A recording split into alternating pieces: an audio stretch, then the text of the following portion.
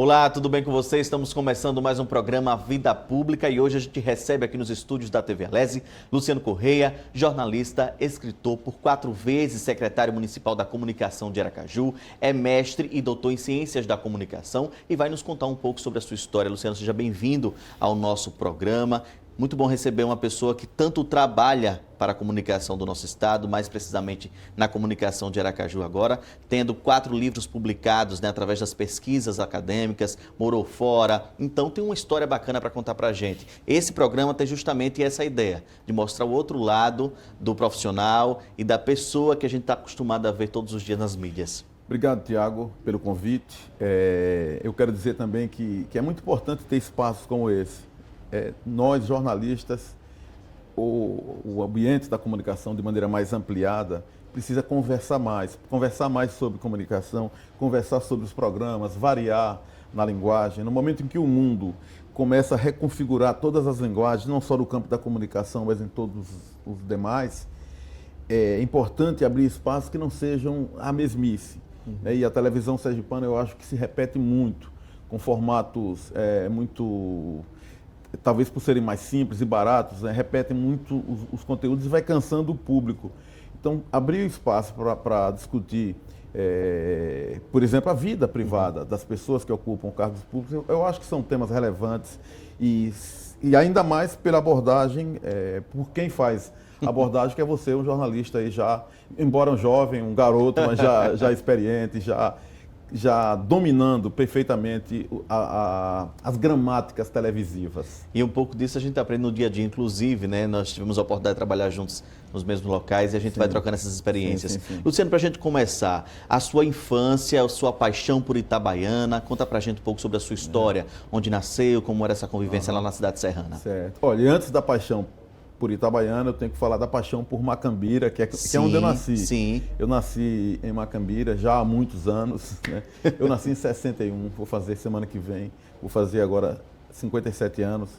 E Macambira foi, eu acho que como toda criança da minha geração, foi o lugar, eu acho que eu não poderia ter nascido num lugar melhor. Eu tive uma infância extremamente rica, não rica materialmente, também não era pobre, mas enfim, era classe média baixa. Meus pais servidores públicos, minha mãe tabeliã, né? Meu pai era exator, chefe da exatoria de Macambira. Sim. E vivi anos dourados, que foram meus primeiros anos, e vivi até 10 anos de idade. Então, em 71, quando meu pai viu a necessidade dos seus 5 filhos, né? Porque inicialmente foram 5, só depois, já em Itabaiana, é que nasceu meu irmão mais novo, que é 10 anos mais novo do que eu. Então, papai resolveu mudar para Itabaiana, porque já tinha problema de transporte para que as minhas 2 irmãs mais velhas estudassem. Tinha terminado o primário e agora o ginásio só tinha em Itabaiana, no Colégio Murilo Braga. Então, foi exatamente quando eu entrei no Murilo Braga que meus pais mudaram para Itabaiana. E aí, no Murilo Braga, que aí já falando de Itabaiana, é uma cidade que eu fui me encantando logo no começo, me apaixonei. Até hoje eu sou apaixonado, sobretudo pela Associação Olímpica de Itabaiana, porque naqueles primeiros meses em Itabaiana, eu guri ainda, tinha aquela permanente, chamava uma permanente, uma carteirinha que dava acesso ao estádio Presidente Médici. Então eu ainda conhecendo amigos em Itabaiana,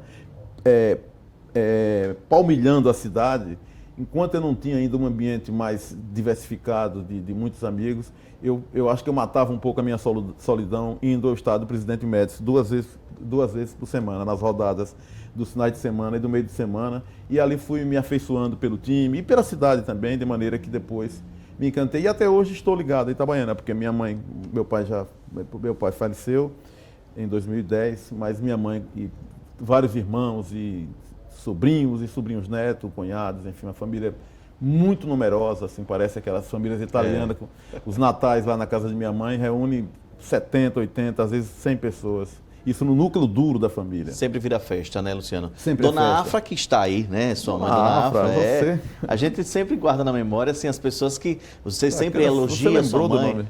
Lembro. Que bacana. Homenageia sua mãe muito Bacana, nas redes Thiago. sociais, nas suas festas em família. Eu quero voltar um pouco no tempo, ainda em Macambira, nos seus primeiros 10 anos de idade.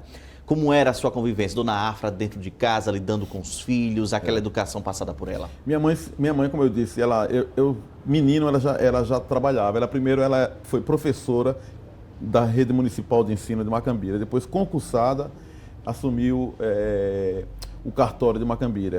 Ela era tabeliã, ou seja, ela nunca foi uma dona de casa. Eu não lembro de minha mãe cozinhando, embora uma vez ou outra ela cozinhasse. Ela sempre foi para aquele tempo, veja Naquele só. tempo, justamente. Uma mulher. Minha mãe é um exemplo de feminista verdadeira, assim, não que as outras não sejam, mas assim, na prática ela já tinha uma atividade, uma vida que reclamava, digamos assim, a afirmação da mulher. Então foi com essa figura em casa que eu conheci um exemplo de mãe. Uma mulher totalmente fora da realidade daquele momento. Daquele momento, daquele contexto ali. E, ao mesmo tempo, uma grande mãe, porque tinha um senso de objetividade que nos criou, né, com clareza da vida, com liberdade, mas com muita responsabilidade para traçar depois cada um o seu caminho. E meu pai, que é outra figura por quem eu sou apaixonado, eu digo sempre que o meu grande Deus é meu pai, é meu farol, é meu guia. Perdemos ele em 2010, mas segue sendo primeiro uma dor enorme da ausência, né, da perda. É claro que com o tempo a gente vai amenizando um pouco essa dor, mas desde que eu perdi, né, papai, a vida a partir daquele momento, não que perde o sentido, não vou fazer nenhum drama aqui, mas perde muito. São pedaços que a gente vai deixando. Mesmo com a gente tendo uma idade já independente, avançada, a gente já tem nossa vida, né, comum, mas a gente se sente órfão. Né? Isso. E sobretudo pela relação que você sempre tiver, papai né? tinha com a família inteira, com todos os filhos, com minha mãe, mas comigo, sobretudo. Eu sou o primogênito homem, eu tenho 2 mulheres mais velhas, mas eu sempre fui o primeiro filho dele, então ele tinha... E apesar de eu nunca ter sido estudioso, eu era disperso, eu vivia naquelas coisas de futebol, de rua, de jogar botão, que eu gostava muito também. E depois já, rapazinho, já começando a vida boêmia, porque naquela época, não sei porquê, enfim, a sociedade permitia que meninos ainda, né, já tivessem... Parece que para se tornar homem, né, teria que beber, fumar. Uma afirmação, exatamente isso, eu passei por tudo isso. E nunca fui estudioso, mas sempre fui aprovado primeiro, ainda guri, passei no exame de admissão, que tinha isso antigamente. O aluno saía do primário e ia para o ginásio. Assim como tem um vestibular, né? Uma espécie de vestibular. E era muito concorrido. E filtrava. Muitos alunos não passavam, né? Quer dizer, era um processo injusto e absurdo, mas era assim. Depois de 7 anos no Murilo Braga, no mesmo processo quando eu fiz o vestibular. Você sofreu essa transição Macambira e Itabaiana, você lembra muito? Porque Macambira é uma cidade muito pequena, até hoje. Até hoje. Né? Itabaiana sempre em expansão, já era outra cidade, se tornando a capital do Agreste. Tem alguns amigos de Itabaiana que dizem que Macambira faz parte da grande Itabaiana. É muita pretensão dizer isso, mas era um pouco a relação que quem morava em Macambira tinha. Macambira guardava naquela época, guarda até hoje, né, um certo bucolismo, né, de uma cidadezinha pequena. Eu por mim, Macambira não crescia mais nunca, ficava daquele jeito. Tem 2 semanas que eu estive em Itabaiana e peguei meu carro e fui fazer uns passeios ali pelos sítios e fui de Itabaiana para Macambira pelo povoado Sobrado, que é uma estrada rural, né? Uma vicinal. E eu tinha um tio que tinha uma fazenda ali perto, eu andei muito nessa fazenda quando eu era guri.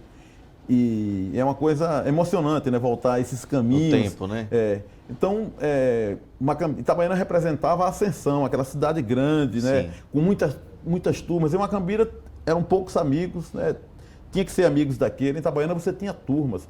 Eu lembro que eu jogava botão com a chamada turma do posto, que ficava um pouco afastado do centro, onde papai morava. Meus cunhados mais velhos, que eu tinha uma relação quase de irmão também. Então a gente jogava futebol, era um time do bairro que jogava contra os meninos do centro, como dizia, o do Cruzeiro, enfim, dos vários bairros de Itabaiana. Então já era outra realidade, já era uma cidade com a vida mais complexa, mais complexificada. O Murilo Braga, sem dúvida, uma das grandes escolas que até hoje carrega essa responsabilidade de ter formado grandes intelectuais de Sergipe, né? De Itabaiana, escritores, todos praticamente passaram pelo Murilo Braga. E naquela época, como era a estrutura escolar do Murilo Braga? Realmente era a principal escola do momento? Sempre rivalizou com o Ateneu, que era outra grande escola pública do estado. Era o Murilo Braga e o Ateneu. Inclusive dos jogos estudantis sergipanos, né, eu participei da seleção de voleibol. Você vê pelo tamanho que eu estava certo no voleibol. E o irmão do senador Eduardo Amorim, Edivan Amorim, também foi desse time. Nós jogamos juntos na mesma seleção, que é Itabaianense. Isso em 78. E o Murilo Braga, ele já tinha a tradição de aprovar um altíssimo índice de estudantes da escola pública no vestibular. Né? Isso, agora, recentemente, que alguns alunos do Ateneu, acho que o Ateneu teve uma grande aprovação, o Murilo Braga também retomou, mas depois dessa geração, o ensino público no estado viveu uma crise, e vive ainda. Né? Não sei, enfim, eu não sou especialista no assunto, fica para os estudiosos analisarem. Agora, efetivamente, houve uma queda. A escola pública era uma escola de qualidade e existiam também o ensino privado, que eram bons colégios, o Arquidiocesano, o Salesiano, tantos outros. Mas você tinha uma garantia de qualidade no ensino público. Eu passei, com 17 anos ainda, no vestibular para a Engenharia Química, em 1979. Foi o meu primeiro, como eu disse, sem estudar. Eu acho que eu não estudei uma semana para o vestibular. Dei uma revisada assim, de última hora e passei em Engenharia Química, que era muito concorrido. Para você ter uma ideia, com os pontos que eu tive, eu poderia ter sido aprovado em Direito, que era uma outra área que eu pensei em fazer, enfim. Talvez até, eu acho o Direito muito bonito, uma atividade muito rica, do ponto de vista intelectual, enfim. Da prestação, né, de serviço à cidadania, seria uma área que eu gostaria de ter feito. E estudei 2 anos e meio em Engenharia Química, eu sou um meio engenheiro. Né? Não completou o curso? Não completei. Você não se mostrou muito prático com a disciplina, com o curso e decidiu trancar a faculdade, foi isso? Eu acho que tudo isso, Tiago. Na verdade, eu sempre gostei das disciplinas das ciências exatas e por isso que eu fiz o vestibular de engenharia. Até hoje eu gosto muito, eu sou muito cartesiano, eu gosto muito pelo menos eu tento diariamente pautar minha vida por uma radicalização da objetividade em tudo, inclusive na capacidade de gerir os espaços por onde eu passei. E acho que talvez seja herança desse gosto pelas ciências exatas, esse cartesianismo, né? E o curso de engenharia era uma oportunidade de eu aprofundar e viver profissionalmente isso.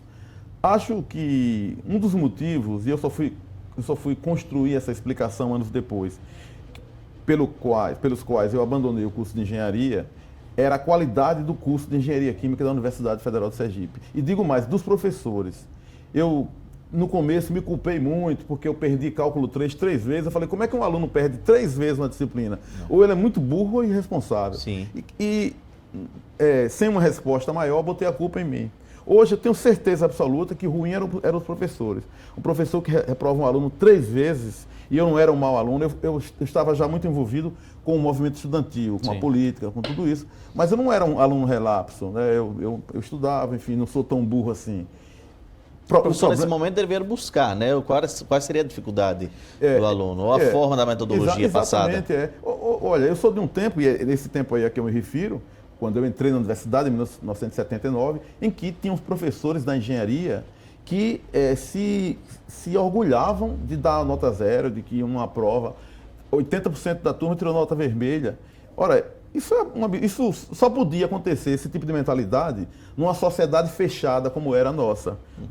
Nós vivíamos o restinho da ditadura aí. 79 ainda era ditadura militar. Isso. Veja que pensamento, veja que pedagogia absurda, né, prevalecia na universidade. Embora tivesse um reitor fabuloso, chamado Aloysio de Campos, né, um homem público dos mais notáveis da história de Sergipe, foi na gestão dele que eu entrei na UFES. Embora tantas coisas a universidade realizava de importante, mas tinha esse tipo de pensamento. Na engenharia química, sobretudo. Você tocou em um ponto importante. Esse período ainda era o finalzinho da ditadura militar e você já travava as lutas estudantis. Você sofreu com esse período da ditadura em relação às lutas da universidade enquanto estudante? É uma boa pergunta, eu acho que não só para mim, mas para a minha geração inteira. Eu sou da geração de Deda, né, que fizemos um movimento estudantil juntos, de Edivaldo Nogueira, de tantos que estão aí na política, alguns que já saíram, Carlos Cauê, um pouquinho depois. E a gente assim, a gente viveu o fechamento da sociedade, a gente viveu o autoritarismo, inclusive a gente sofria, eu cheguei a sofrer, por exemplo, no curso de engenharia, uma espécie de bullying político. Eu lembro que uma vez um desses professores da engenharia se referia a gente lá no fundo da sala, como dizia assim, olha, vocês, os barbudinhos aí do DCE, isso é preconceito, isso é um bullying político, são formas disfarçadas de fascismo. E esse tipo de coisa. Eu não cheguei a enfrentar a coerção física, a violência física. Embora já em Salvador, e aí mais adiante eu acho que você vai querer saber como é que eu fui fazer jornalismo, em Salvador, também no movimento estudantil, eu cheguei a experimentar as bombas de gás lacrimogêneo do então governador Antônio Carlos Magalhães.